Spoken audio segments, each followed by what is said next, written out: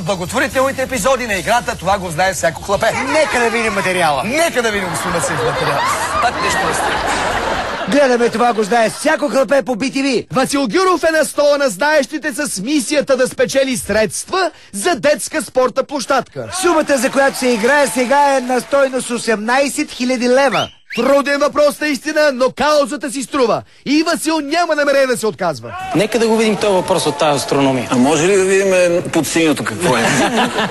Така за статистика. Да не те яд. Да. След играта, може би, но от сега си продължаваме в астрономията. Колко е температурата на повърхността на нашето Слънце, измерена в келвини? Температурата на Слънцето мисля, че беше около 6000 градуса, да не се бъркам, което ме навежда на мисълта, че ако са 6000 градуса, което си мисля за Слънцето, и 273 градуса разлика, би трябвало 5800 да се брои като верен отговор. Ако разликата е много голяма... Колко е температурата на повърхността на нашето Слънце, измерена в келвини?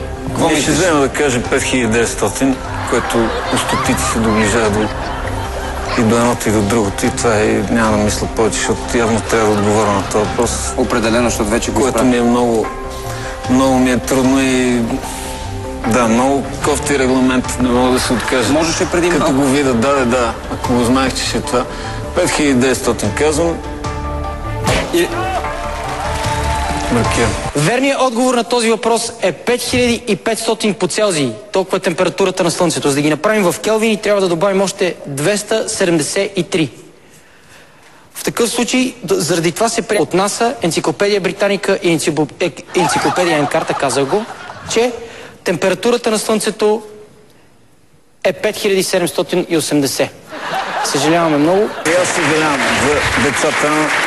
Скъпи приятели, видяхте колко малка беше разликата между отговора на въпроса в предаването и посочения от Васил Гюров. Да, онова, което се питаме ние обаче е, това ли е единственият верен отговор на така зададения въпрос или има и други възможни отговори? В търсене на истината, хубаво ми е Яна се обърна към доктор Момчил Дечев, специалист по слънцето. Камбан. Скъпи приятели, вече сме в кабинета на доктор Дечев, който е човека в нашата държава, разбиращ най-много по въпросите за Слънцето. Доктор Дечев, според вашите изследвания от толкова много години, каква е температурата на Слънцето? И така зададен въпрос няма еднозначен отговор. Значи при така зададен въпрос, ако посочите едно число между 15 милиона и 4 хиляди, мисля, че винаги ще сте прави, тъй като в ядрото на Слънцето имаме температури от порядъка на 15 милиона, а 4000 имаме в така наречения температурен минимум. А ако ви задам въпроса по този начин, каква е температурата на повърхността на Слънцето? Това по-точен въпрос ли ще или пак до някъде? Това до някъде стеснява интервала, но пак не може да бъде посочена точна температура. По-скоро можем да посочим интервал, да речем между 5500 келвина до 6000 келвина. Тоест това може дори да се счита за верен отговор, ако някой го даде. Разбира се, че може да се счита за верен отговор, тъй като трябва много прецизно да прецизирате къде точно, в какъв интервал, за да бъде казано по-точно. Да. А да видим, тук сте ни приготвили някакви данни. Тук съм ви показал извадки от 5 литературни източника, които се виждат в тая колонка. И те цитират също за така зададения въпрос някакви температури. Както виждате, се посочват между 6000 и 5500 градуса. В такъв случай ще си позволя да ви задам въпроса, все едно сме в предаването. Колко е температурата на повърхността на Слънцето? Между 5500 и 6000 келвин. Много ви благодаря.